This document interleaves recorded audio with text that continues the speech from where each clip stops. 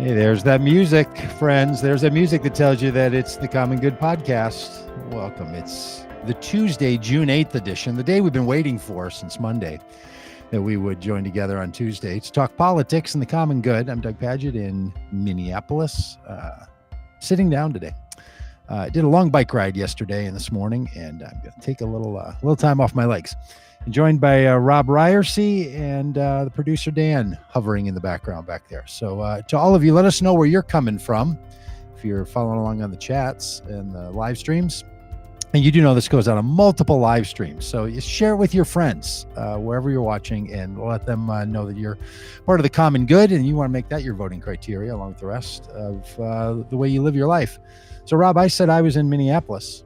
Where are you? I am in Fayetteville, Arkansas, where it has not stopped raining for feels like 40 days and 40 nights. Yeah. Sorry to hear that. Is that a common experience in the early summer in Arkansas? No, not really. We will really dry. We tend to really dry out in August, but this seems a little different, a little strange. Maybe the climate is changing or something. I don't know. Maybe it is, and maybe it's finally caught up to the weather. Hey, I heard a podcast the other day, and people were talking about Arkansas and referred to it as the state that politically plays above its weight, and started to rattle off because they were talking about Sarah Huckabee Sanders running for governor, and started to just name all the major influences in the political scene in the United States through the lens of Arkansas, back to the Clintons and a whole bunch of others that now I can't remember, but when they were rattling them off. Wesley Clark, Mike Huckabee, there's a whole bunch. And way back in 2008, it was a reliably Democratic place like Arkansas, which is now people refer to as ruby red, and people like you say you can't win as a Democrat in Arkansas.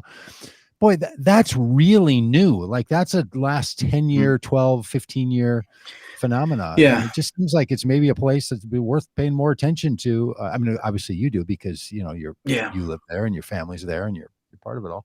But Arkansas is probably a little microcosm we should talk about sometime, how it's a microcosm of our country. Yeah, exactly. To coin a phrase, it's interesting because Arkansas was really the last of the southern states to go from blue to red. And I think that was in part maybe because of Bill Clinton, that he kind of helped to keep it blue. I see. And you're saying he moved it over to the Republican column, but no. And up until when Tom Cotton was elected, we had Democratic senators as well. And it's a really strange place that it feels like it has lagged behind the shift that has taken place in the rest of the South. And I actually think that means it has further to go in the cycle before it will become like, a Georgia. I actually think, I don't think it means it's easily flippable. I think it's actually going to have to go through a life cycle of redness before it becomes flippable again, like Georgia has, like Texas has. You're saying it's running through a cycle. You're not going to reverse and go back. You're saying, you got to go through it. Yeah, less good news. It has longer to go. Yeah, I am not optimistic at all about Arkansas politics, and I'm a very optimistic person. But it is I was about to say a word that would get us the explicit label on iTunes or on Apple Podcasts, which I don't want to do that. But it's a mess down here. It really is, and particularly. We have a state legislature that is amongst the worst in the nation. My wife Vanessa, referred to it as, like if you went to a private Christian school, Yeah. as many of us did, they're running the whole state like a private Christian school, Huh. and it is, it is, it's an utter mess. And Hmm. when you look at who we have to choose from between, for governor, Leslie Yeah. Rutledge, who led so many of the pro-Trump lawsuits from the states, along with Texas, and she participated in all of that and has been a huge Trump supporter. The choice is either her or Sarah Huckabee Sanders, and it's just abysmal. That is something. But it tells you that, look, these states change, cities change, Yeah, politics changes. I guess the upside is we're not dealing with we're not it's closer to the ocean waves or river flow than it is to mountains or prairies, right? Like it's yes, change that's happening all the time in politics, and whatever it is that bumps the cycle, whatever it is that moves the sense of identity that people have by where they live, that dictates who they're going to vote for, which I still find to be among the most curious and confusing things that and as somebody who had very deep interest in sociology and psychology and social anthropology in my younger days, through college and graduate school and all, very interested in like how it is that a culture is shaped, and then how a individual person is impacted by that culture as it shifts. It's so amazing that where you live and the people who live around you and how they think gets into how you think and how you live, and it morphs you to the degree that, as we've talked about many times on this podcast, gerrymandering is possible, that you can draw districts because you just know if someone lives there, they're going to think in a way that's going to cause them to vote in a certain way.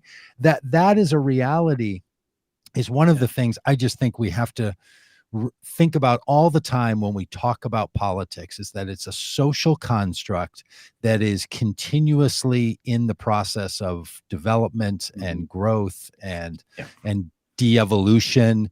And so I don't know, it's improv, it's live jazz, it's something more than just, it is what it is, and what we just have to do is like drive turnout or something. Like, no, there's we can be makers of that society and of that culture and of those notions of reality. Arkansas is a little example of that. Yeah. And I'm always super interested in how history repeats itself, and how, we can see patterns emerging over time. And I tend to think, and I've had this kind of realization lately, that what we have seen here in Arkansas. So Arkansas is one of those states that is required to have a balanced budget by constitutional amendment. Can't run a deficit. We are running a surplus this year of $1 billion. The Arkansas Which is state a lot government for has a Arkansas. surplus of $1 billion. And our state legislature is going back into special session to cut taxes to eliminate that deficit. While we rank last in the nation in education, we rank last in the nation in poverty, in terms of poverty, infrastructure. I mean, every measurable category, Arkansas is near the bottom. But we can't spend any money. The government can't spend any money to try to solve those problems. But at the same time, Arkansas is also home to so many of the country's richest people. The Walton family all lives here. People maybe they know, maybe they don't know, but Walmart global headquarters is, not far from where I'm sitting right now. As is Tyson Food. Their global headquarters is not far from where I'm sitting right now. JB Hunt Trucking Company is not far from where I am right now. There are billionaires that live Yeah. here in Arkansas. And what and kind of complete the point with this idea of like history repeating itself, what we've got is our state government is abdicating control, opportunity to influence things for the good based on, their, hypocritically often held conservative principles.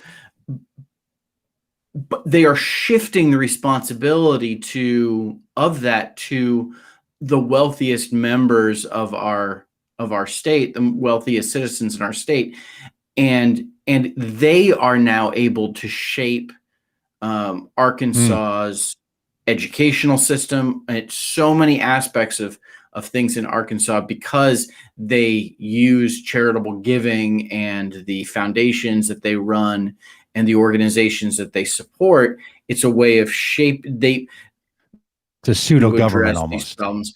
Yeah, but it's almost like it's like a Gilded Age kind of thing. It's a Rockefeller thing, where we've got, rather than having government handle some of these things on behalf of all of us, we are relying on the, the generosity of the billionaires, to help pull us out and to, do the things that make us all feel good, like, sponsor state parks or put in, amazing museums. I mean, we've got, because of the Waltons, we have got one of the world's greatest museums here in Northwest Arkansas, Crystal Bridges Museum of American Art. It is one of the world's greatest museums, while we rank last in education.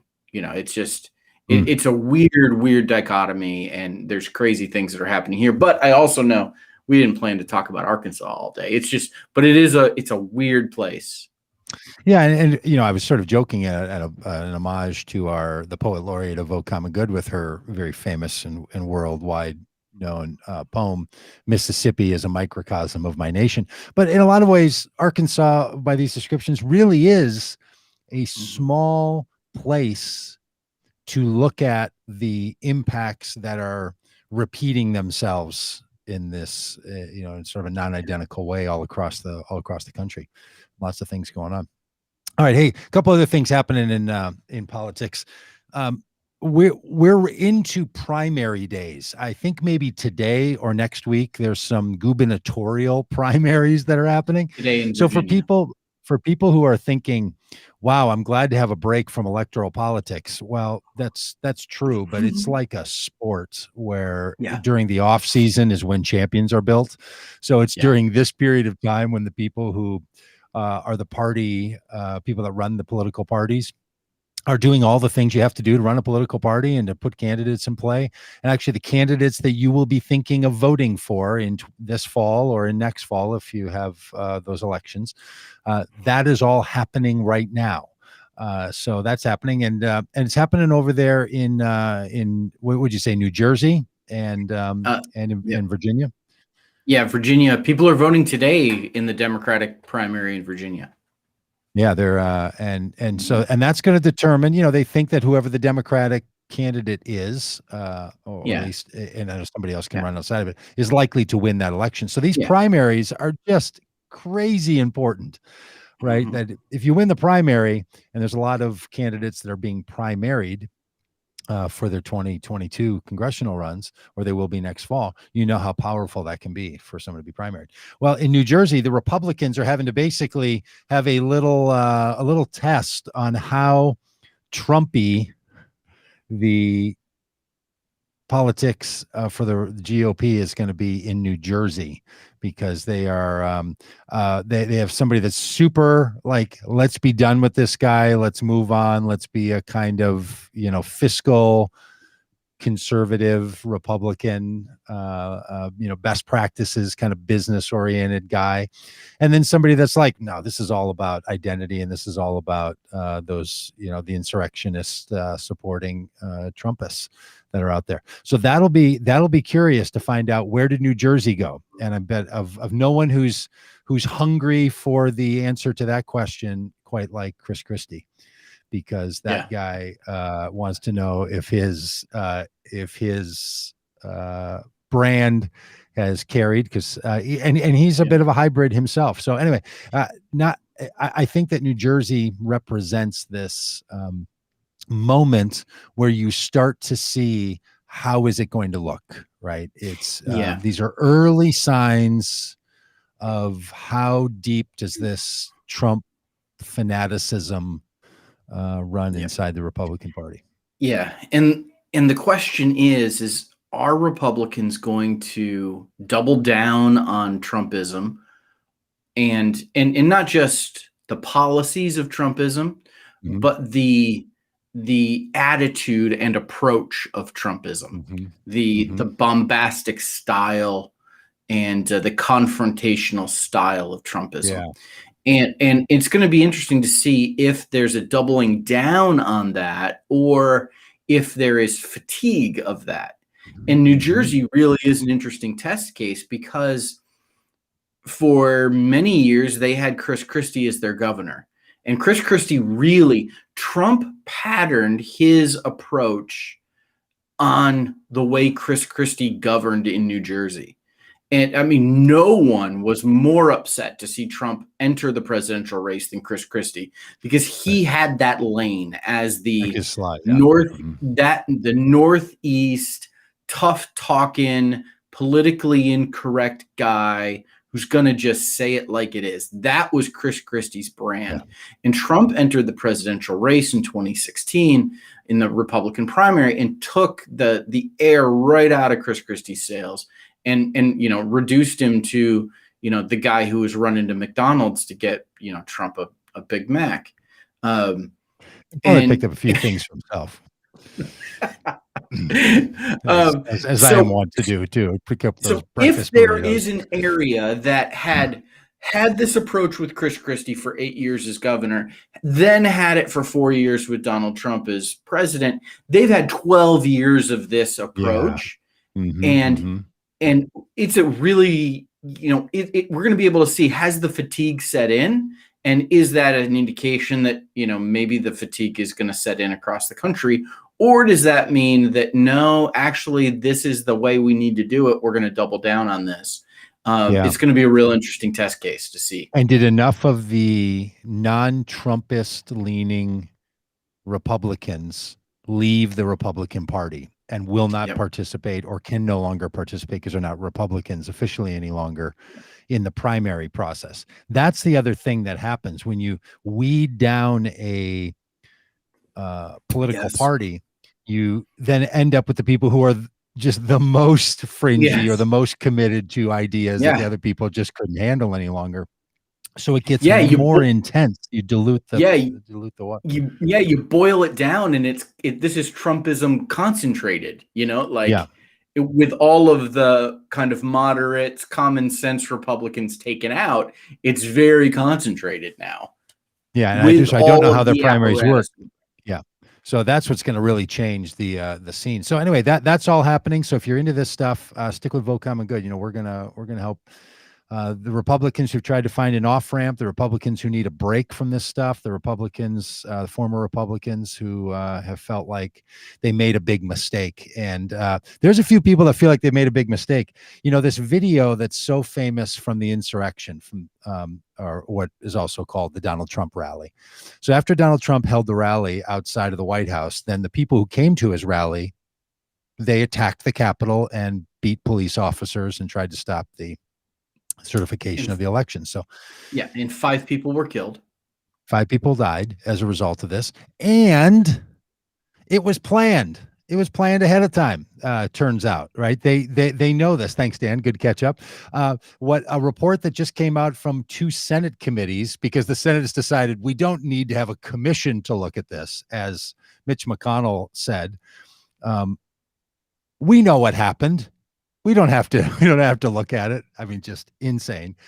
They also have two committees that are putting together a report, and a report is out. And one of the phrases from it, from this headline from ABC News, is it was planned in plain sight. That they now have been able to go back and find what the intelligence was, and they know these guys were planning this. This wasn't just, I went to a rally and things got crazy. This wasn't Woodstock. This was they planned ahead of time how they were going to go to the Capitol, what they would do when they got there, what the tunnels looked like. They intended to do what they did.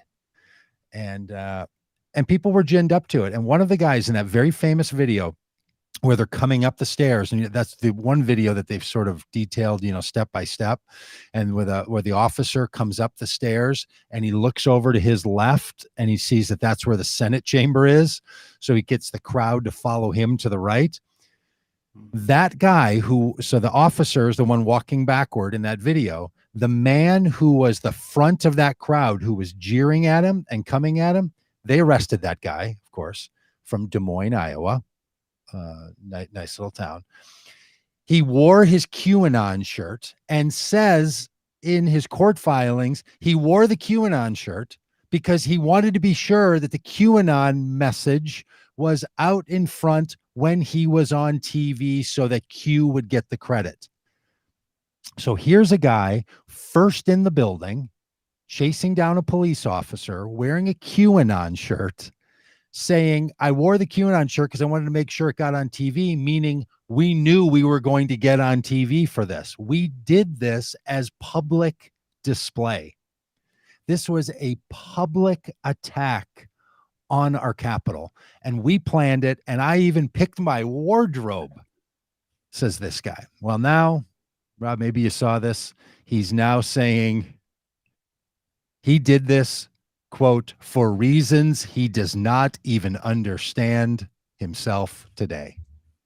He doesn't know how he got bamboozled into QAnon.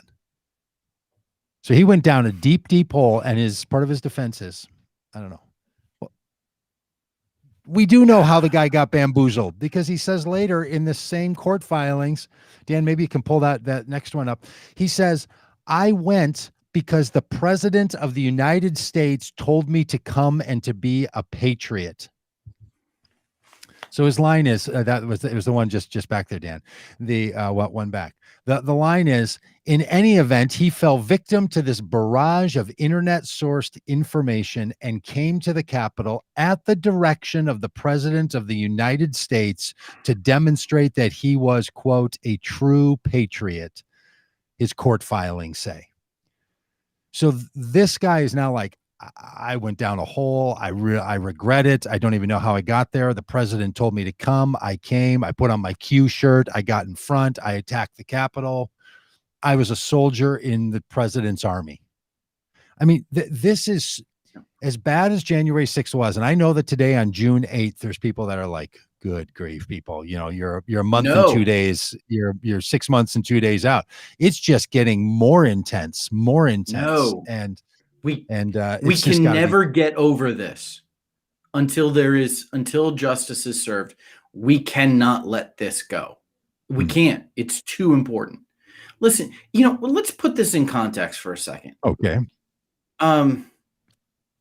QAnon, for those of you that haven't seen the HBO documentary about Q, QAnon is and the person who is Q is a man named Ron Watkins, who ran a website where he was trying to generate traffic to his website. And he took on this persona of Q to generate website to his message board, to generate traffic to his message board website. Can I add one slight addition to that? Sure. So I watched that documentary as well. So early on, there was a Q source. Then it got shut down. The message board, all that was on. Yeah. Then picked up by 8chan, where Ron Watkins comes in. Which is a different message board. True Q, different message board. Moves over to another internet site.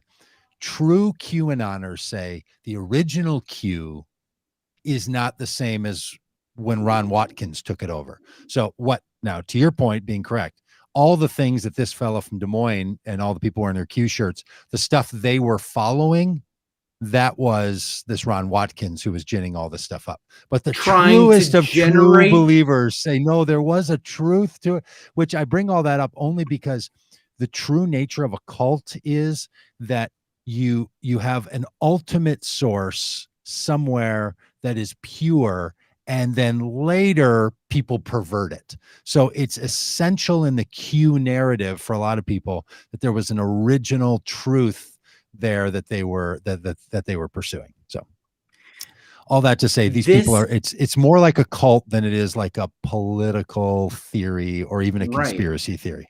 right. This man went to Washington, D.C. because the president of the United States invited him there. He stormed the Capitol because a guy on the internet trying to drum up traffic for his website told him to. It is stunning. And for those of you that haven't seen the HBO documentary that I highly recommend, Ron Watkins Q's dad was there. Yes. He was there on January 6th. He was on the steps of the Capitol. He didn't go inside as far as the documentary shows, but he was there. Yes. There's just a number of thoughts. One, it's just dumbfounding to think that our democracy almost went down because a guy was trying to gin traffic to his website. Listen, I've got a couple of websites out there. I have read articles on how to turn out traffic to my website. None of it involved conspiracy theories about children's blood being taken out and given to, it would bring down American democracy. It's Turns just, out it really works if you want. I was trying to put out good content. What I should have been doing was trying to incite. One of the things in all of media is there's two measurements. There's the size of your audience, but then there's also what's referred to in advertising language as the movability of your audience. Like, in other words, if you say to your followers, buy this shampoo, think about this, do a test drive of this car, and they do what you tell them to do, they have a very movable audience, right? So very active and engaged. The size matters a lot, but if you have 5 million people and a small movability, that's good. But if you have 1 million people with high movability, you can move them. Yeah, that's really what you want. Q had very movable people, like that, and Trumpism, and this is what makes it dangerous. It doesn't matter when people say, like, and I find myself saying this to get myself to sleep at night. Look, it's 23% of 20% of the population. Just settle down. It's not like, not everyone votes or sees themselves in a party. So you cut the number, the population in half, and then half of that are going to be Republicans, and then half of that are going to be the kinds of people that are into this, and another half of that are the people that are going to really be active, right? So it's a small number. But you saw that, you could, in a country of 350 million people, you can get 10,000, 20,000 people to show up at the Capitol and then to attack it. And the idea that these people are not going to attack the Capitol again, I think, is just utter foolishness. Yep. I mean, the chances of Al Qaeda getting themselves back together and hijacking airplanes and flying them into buildings, I think that's pretty close to zero. That's not happening again. And we still act every single day as if we're going to prevent that from happening. This thing, these people are planning it again. There is no doubt about it. Now, whether or not the failed blogger and twice impeached failed presidential candidate can move them along or not, I don't know. But he did it once. And so now, for sure, he had the bully pulpit of the presidency of the United States when he stepped outside the White House, stood up on a stage and said, "You've got to fight like hell and go get Mike Pence." I mean, it is just, that whole episode needs to just be played on a loop. There's something about the psyche of the people involved, though, that is interesting, that we have seen repeatedly now. This is not the first time we have heard someone who has been charged in the January 6th insurrection say, it's not my fault. I was just doing what I was told to do. Yeah. We've had people use the defense of, well, he just watched too much Fox News, or they were deceived, or the president told him to. It seems like these patriotic people who want to stand up don't want to take responsibility for what they've done. They want to pass the buck to somebody else. And I don't know if this is just what I think this defense of, well, I didn't know what I was doing, I think it's going to backfire on them in terms of public opinion. I think this is the type of thing that it feels like kind of for these people who postured themselves as very macho men, like it feels like a really kind of wimpy way out to not boldly say, yeah, I did it. I stormed the Capitol because, they're, Fox News told me to. Like that guy that put his feet up on Nancy Pelosi's desk. He was like that. He's like, yeah, I did it. I'd do it again. Like he just maintained his persona. But you're right. So many of these other guys, and maybe they're thinking it's better to not have the public think of them as a felon, but to think of them as a fool. Like maybe that's just the better calculation, because I bet you go back through these people's text messages, which they are, their emails, their personal conversations by interviewing friends and family, and they're going to find out these guys weren't just being duped. Like they bought plane tickets, and he bought a QAnon shirt off of a website. Like he wasn't, there are some people who they really are, the defense really is saying, look, this person has serious mental health issues, or this person is on is on a spectrum. And you just have to know, Judge, that, you're dealing with somebody here that is easily manipulated into this. And here's long-term medical content on that. They're pulling out everything they can because they know how just absolutely horrible this is.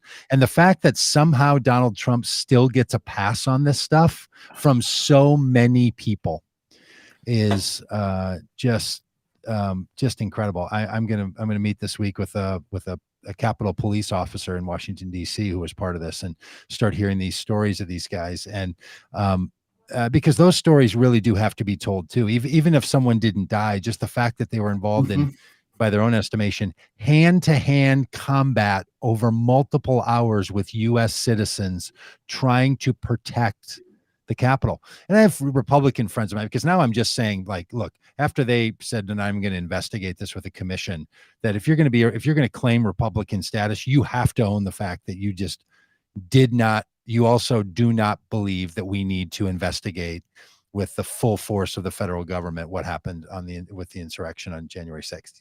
You can't say, no, I'm a Republican, but I do think we should have looked at that. I just think this is one of those things that you can't. I think it's bigger than the party, and it's labeled you just severely. But I have Republican friends that are saying, like, no. That's like saying that you as a Democrat think we should burn down police stations. Like, no, because nobody burning down the police station, and I was there in Minneapolis, was saying I'm doing this because Joe Biden sent me here to do this.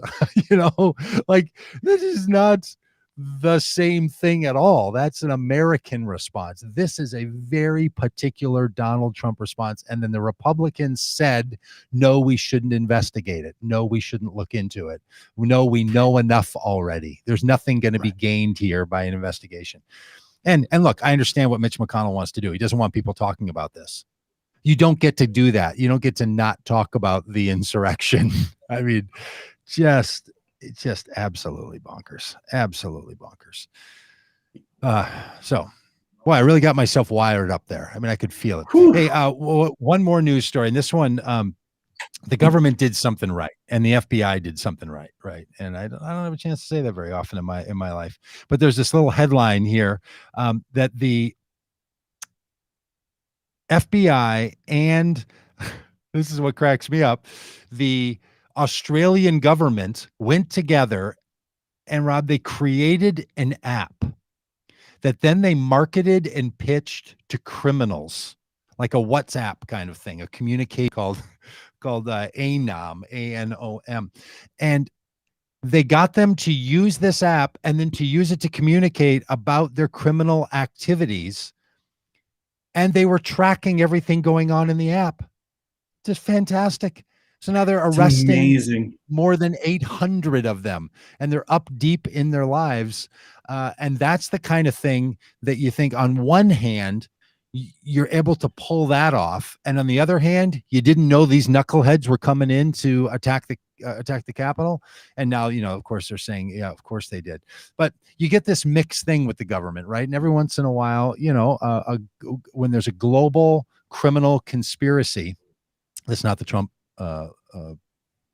business and company, the government can do a lot to attack it and to get after it. Hey, and Dan, I know you're listening. Since our conversation yesterday, news stories came out that the U.S. has clawed back that Bitcoin money from the group that so not all of it. Side note, some of it. if you listened yesterday, they went and got all the Bitcoin back, but Bitcoin, because it's a sham, is just rising and falling every day. So the day they took it back, it was worth $2.3 million, but the day that they had bought it or given it to them, it was worth $4 million or whatever. So they went and tracked the wallet where the Bitcoin was held, where the company transferred the money to a Bitcoin wallet in California. The federal government just tracked it, went and got it, and took it back. So if your thing about Bitcoin is it's anonymous, it's not trackable, it's not traceable, turns out, it is. It is. So maybe they just we're now out of ideas for why this cryptocurrency Bitcoin thing, it's clearly being, I'm going to be on my soapbox again. It's clearly being used for criminal activity. And the thing you think that's so great about it is that it's untrackable. Yeah, apparently not. I think they probably just put some of that purple dye in with it, Doug. When they paid their little packet, little packet blew up. Now listen, I've got one of my best friends bought Dogecoin really cheap, and his over the last couple of months has made a lot of money. And my son did. My son did the same thing. Yeah. Look, look, as an investment, there's all kinds of ways you can make money. People buy cars, buy things that go up and down in value. Yeah, it's different than a currency. Listen to yesterday's podcast if you want to hear a full rant on this, listeners. We should get our economics friend, Professor Fadl Kaboub, to talk cryptocurrency with us sometime. That would be really interesting. This FBI sting operation, creating an app, marketing an app. This is the long game, like this is really clever, because it's not entrapment, because they're not enticing them to commit a crime. They're not suggesting they commit a crime. They're just creating the mechanism on which everything is going to be planned so that they can listen in. It's like if the FBI was, the AT&T, phone guy who's installing the landlines in the mobster's house. It's they created even a worse phone on an app. On an app, you have to fill out, you have to sign an agreement. You have to click that little thing that's you don't even get the protection of a phone line. It's just like, nope. Hey, I'm sure that thing says somewhere in there, we may, these calls are being recorded. We're paying attention. It could say we are the FBI, because no one reads the terms and conditions before. That's right. The FBI will be following this communication. Hey, that's another thing that came out about all these the cyber war stuff is one of the big groups that did the one with the oil company. The FBI was deep inside of that criminal syndicate's actions. And they had hacked into this is not what they did to track the Bitcoin. They're not saying how they track the Bitcoin wallet, just we can do it. So if you're running your little criminal enterprise, or you think it's real secret, it's not. But they were also separately inside the computers of the people running those companies, or running those little syndicates. They knew when they logged on, they know their keystrokes. They knew that they were hacking these companies. So there's this, the NSA and FBI and all, they have all these different groups, and sometimes they just watch the criminal actions go on because they're building cases over time. And I'm sure on this app, it was the same way. There was probably some big argument about like, today's the day we're gonna, go arrest these 800 people around the globe. I'm sure there were people saying like, no, give us another week, give us another 3 days. We just know we're gonna get more and more, because whether you think the government's doing good work or not, and or you think they're trustworthy or not, they're paying attention to a whole lot of things that make something like the insurrection happen without them knowing about it seems a little impossible, right? That with all the assets that are available, that these kinds of failures can be happening. So I'm not trying to stir up any conspiracy theories, but it's clear that these government agencies like the FBI, the NSA, the CIA, while they often operate in a independent and somewhat objective way, they can be swayed by political pressure, and there can be political pressure that is brought to bear on these agencies that will, shape priorities, at times cause them to turn a blind eye to something. I think that there was probably, in the lead up to the insurrection, the time between election day and insurrection day, those 2 months, there probably was political pressure on those agencies to not spend a lot of resources. Don't treat the Trump supporters. You're saying don't treat the Trump supporters like they're a bunch of criminals. Give them a pass. Yep. Don't worry about it. These guys are safe. I know you. Yep. I'm sure. Look, that's absolutely. And I also think, especially when that's going to come out. Yeah, and when you contrast that with how Black Lives Matter was treated, like there is a not so subtle racism that's a part of this as well. That like, oh well, like the white people, they're not going to like damage anything. That's right. Well, one of the storylines that's starting to emerge is that the National Guard felt very much back on their heels because just months earlier, Trump had used them at the direction of the head of the Pentagon to go and clear Lafayette Square so he could hold up that Bible.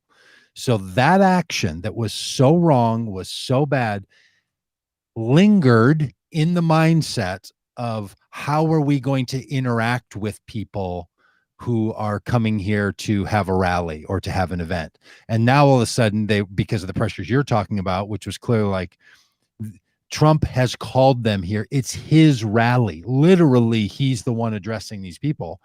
That created a context. There was a sympathies among many of the people who were making the decisions about this, that these are the kinds of good patriots they buy. And so many of the people that were arrested on that day have their own military backgrounds. So the interconnection between those communities, what happened with the clearing of Lafayette Square, because it was Trump, all of that stuff together is what should have been corrected by the sentence above the United States Supreme Court, carved into the marble over at the Department of Justice, which is equal justice under the law, that everyone is treated fairly and treated in the same way. Someone doesn't get treated worse and someone doesn't get a pass.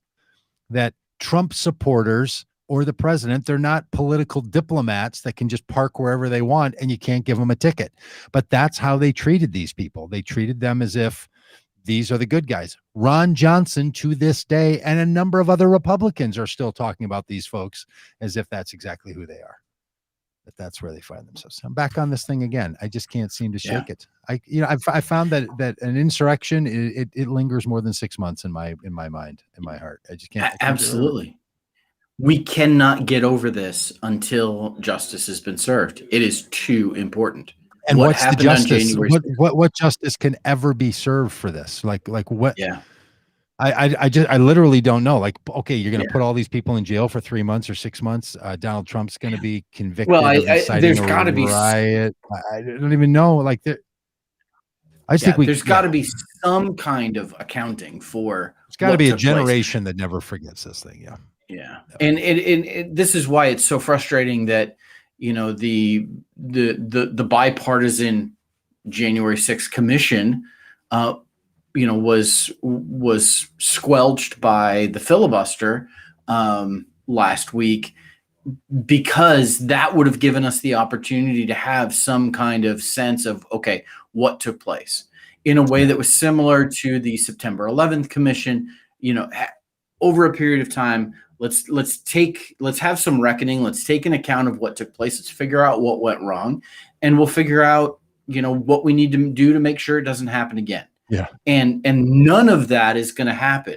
None of that is, unless it comes out of these committees. But there isn't going to be the independent, relatively objective, bipartisan commission that would have taken place, that had bipartisan support. At least not yet. And I was surprised. Nancy Pelosi keeps saying to people, it took like 18 months to get the 9/11 commission active. I had forgotten that. She said people didn't want the commission. And then I was remembering, oh yeah, the Bush administration pushed against it. They didn't want people snooping around.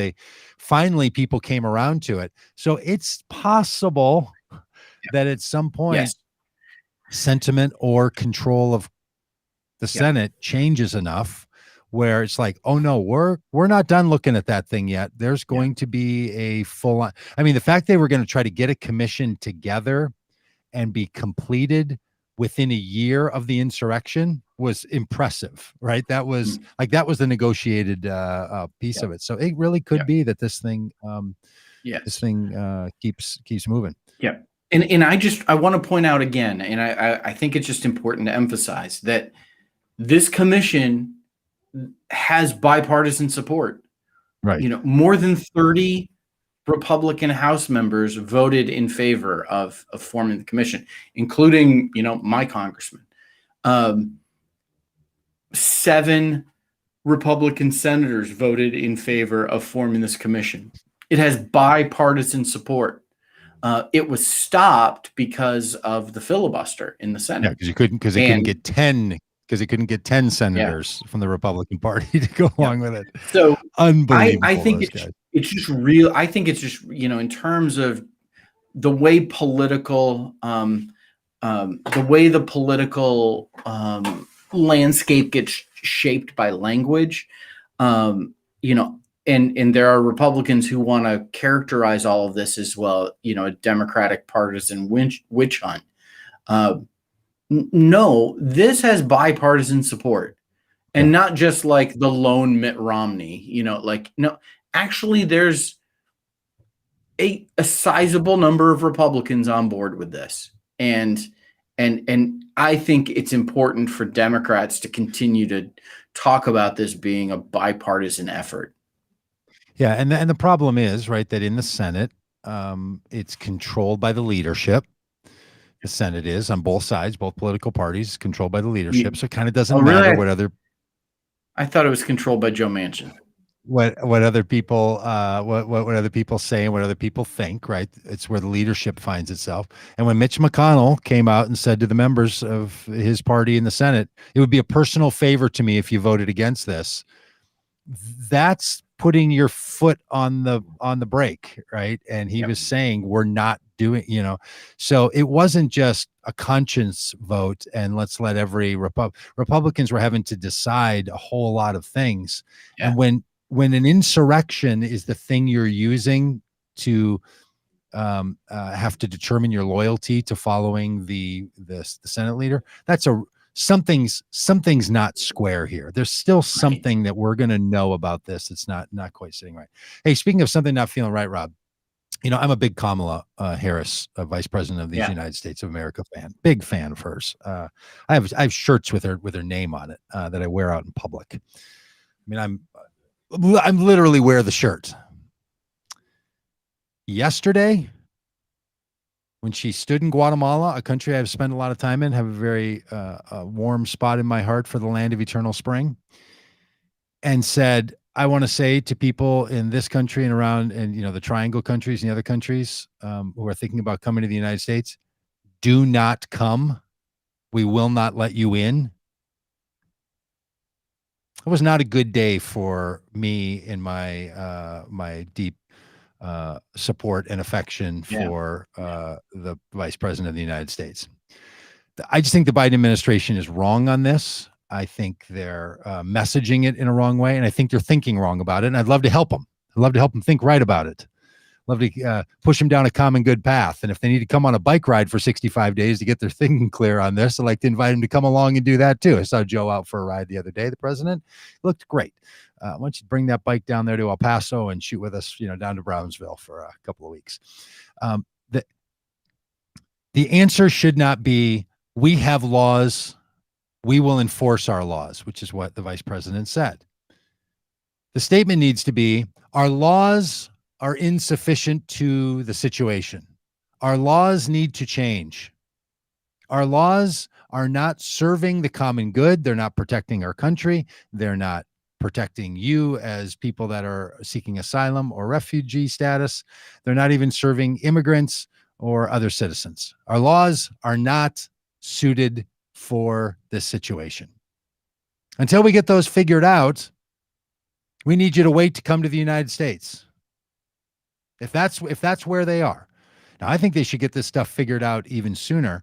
But this idea of, we have laws, we read the laws, we're going to enforce the laws. These are bad laws. Our immigration and border practices laws are not serving this country or anyone, and they need to be changed. And I sure hope that the work that Vice President Harris is going to do, with being someone who's been tapped for this work, is going to do something more than simply say, these are the laws we've got. Now, I'm not saying that she should say to people, break the law. They're not breaking the law by coming to a port of entry and seeking asylum. And this messaging that's coming out, that somehow you're violating the law by seeking asylum, by properly crossing into the country to seek asylum. Back in the 80s, this is what chess champions were doing out of the Soviet Union all the time. That was somehow really great, right? You sneak out of your hotel and go run up to some government official and say, I'm from Soviet Union. I want to seek asylum. The only way you can seek asylum is to get on U.S. soil. You can't do it from Mexico. You can't do it from Guatemala. You can't do it from Haiti. You can't do it from the Dominican Republic. You have to do it on U.S. soil. So the reason people cross the border in front of Border Patrol agents, because they want them to see them so they can say, I'm seeking asylum. If that's not working, let's make a process that works. We make these laws and they're not working. So someone crossing into this country and seeking asylum is not something you should be dissuading people from doing. So I'm not on a commission to help them think this through. I'm just a guy in my basement. And then I'm going to be a guy on a bicycle riding from San Diego to Florida to try to raise awareness around what's actually happening at the border, what needs to happen at the border, and who the people are that know the answers to what's happening and what needs to happen at the border. And that's called WeThePeopleRide.org. And if you're thinking about any of this, you should come along with us.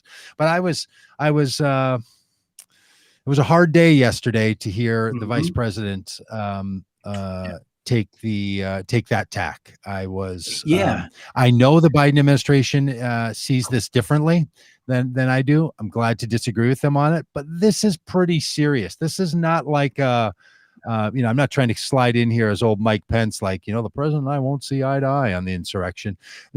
This is also a big deal. Like, they need to get this one right. Immigration has been the backbone of this country from its founding, and it has been the lifeblood, and it's been screwed up that whole time. So it's important, and we have to get it right.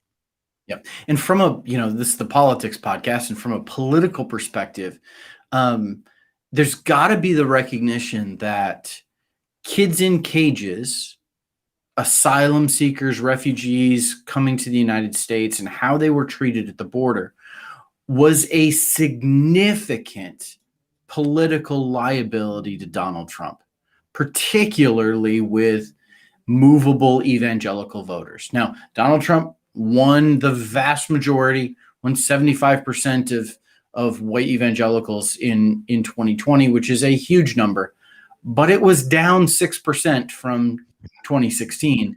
And that was part of Joe Biden's margin of victory in this, the key states that he won. He won those key states because there were evangelicals who did not vote for Donald Trump again, as they had in 2016.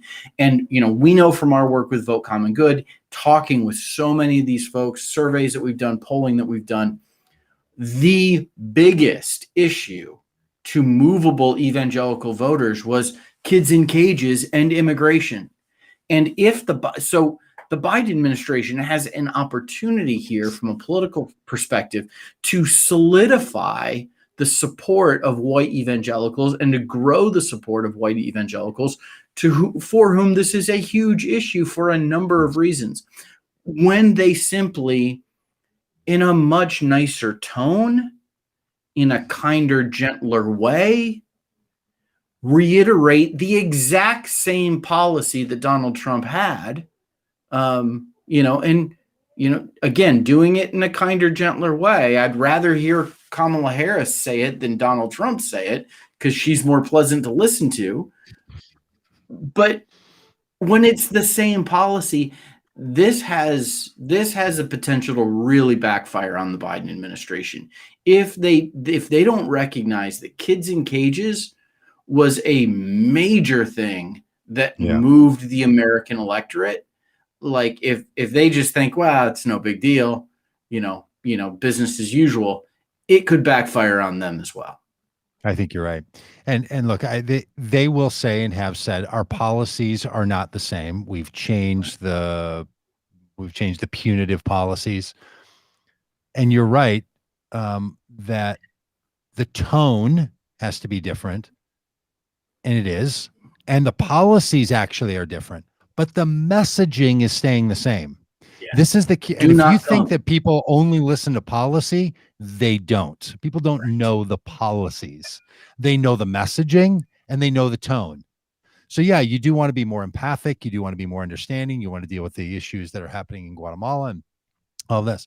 It's great that Vice President Harris is there and that she's doing that work and that she's negotiating that and she's working with companies to build out a different economic situation. But when the messaging is, don't come, we don't want you, we can't help you, we can't figure our own stuff out, we've still got the border closed because of COVID precautions, and we just can't deal with you. Sorry, we're just the United States of America. And I was told by this president, there's nothing America can't do if we do it together. There's nothing America can't do if we put our heart into it. And then she stands there and says, don't come, we can't handle you.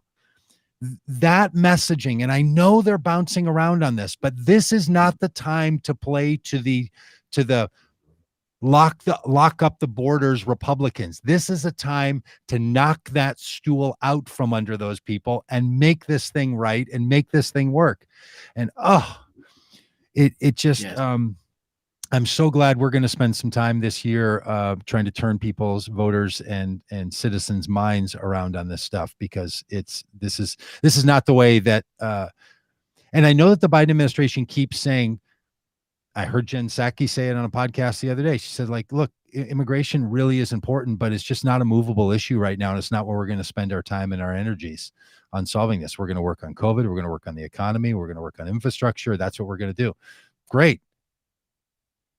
Add something else to your list and get on to immigration. Like, make it a number one thing. So I'm going to go to Washington, D.C. tomorrow. We're going to participate with a group called Faith in Action, a number of other groups, and calling people to fast for freedom for current immigrants in the United States. There's a policy bill that we want to see be moved. We're going to be messaging about this, and we're going to ask people, Rob, I don't know if you know about this. They're asking people to fast for a month.